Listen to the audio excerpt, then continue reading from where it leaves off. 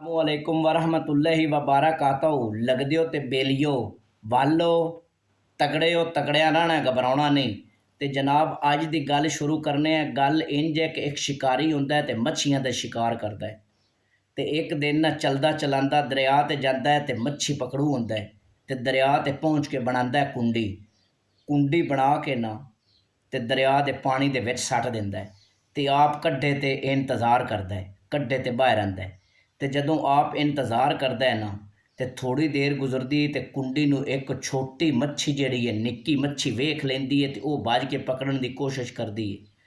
लेकिन उन्होंने वड्डी मच्छी डक लैंदी है, रोक लैंदी है ते आंदी है इंदे अगर तू नेड़े गईओ तो तैनूं इस कुंडी पकड़ लेना है। तू बड़ियां लत्तां बाहवां मारनियां ने लेकिन इन्हें तैनूं छड्डना नहीं। तो जदों इन्हें तैनूं छड्डना नहीं ना फिर पता है तेरे नाल होना की है।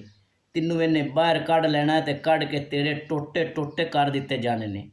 उन्हां ते मिर्च मसाले लाए जाने ने ते कढ़ाई वाले ते तेल वाली कढ़ाई दे विच सੱਟ के ना तैनूं भुन्निया जाना है ते फिर तैनूं बंदियां खाना है।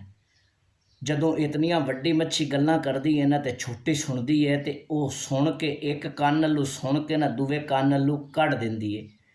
आंदी कि मैं ये तलाश तां करां भी इन्हें जिन्नियां मैनूं गल्लां कीतियां ने हैन कि भी नहीं। वो सोचदी ना उन्होंने कोई बंदा नज़र आउंदा है, ना उन्होंने कोई कढ़ाई नज़र आउंदी है, ना उन्होंने जनाब ना उनके टुकड़े होंदे ने। जदों इतनियां गल्लां वो तलाश करदी है ना तो उन्होंने कोई शै नज़र नहीं आउंदी। वो मुतमिन हो जाती है तो कुंडी अल जाती है।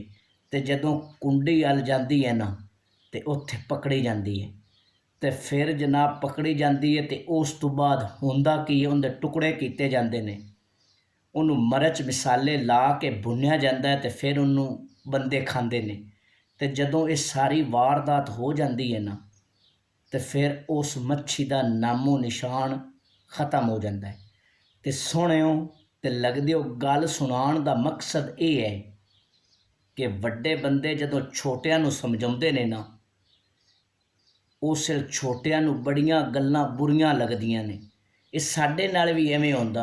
जदों असीं निक्के निक्के आए ना तो वड्डे सानूं मिसालां दे के समझाउंदे आन भी इंज करसो, इंज पढ़सो तो इंज हो जासी, अगर इंज पढ़सो तो इंज हो जासी, अगर ना पढ़सो तो फिर तुसी मेहनत मजदूरी करनी है तो उनदे विच बंदा बड़ा औखा हुंदा है।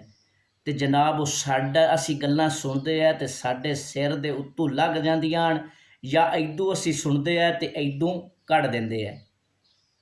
तो अज भी अज हुण असीं इस जगह ते आ गए हैं। असीं हुण बालां नूं समझाउने हैं, उन्हां नूं गल्लां दसने हैं भी अगर तुसी चंगा पढ़सो, चंगा रसो तो कामयाब हो जासो। अगर तुसी चंगा काम ना करसो, चंगा ना पढ़सो तो फिर तुसी निकाम होना है। तो फिर जदों साडी उम्र विच होना है ना फिर तुसी सोचना है कि वाकई सानू बंदे समझाउंदे हैं तो साथों बड़ी गलती हो गई है। लेकिन उदों ना थोड़ी वो उम्र होनी है ना वो वक्त होना है तो फिर कुछ भी नहीं होना। तुसी सिर्फ तलियां ही मलदियां रह जानियां ने। तो इस वास्ते वड्डियां दी जिहड़ी नसीहत होंदी है ना, वड्डे कोई चंगी गल करना तो उन्हां ते अमल करना चाहिए है। अगर असी उन्हां ते अमल करने आए ना तो असी कामयाब हैं। अगर उन्हां गल्लां नूं सुन के असी इदू तू इदे कढ़ दिंदे हैं ना तो फिर असी निकाम हो जाने हैं। तो इस वास्ते दोस्तों ते बेलियो कोई वड्डा नसीहत करे, कोई गल समझावे तो उन्होंने ध्यान ना सुन के ते उनदे ते अमल कीता करो। अल्लाह मेरे बेलियां ते सजना नूं खुश रखे। अल्लाह निगहबान।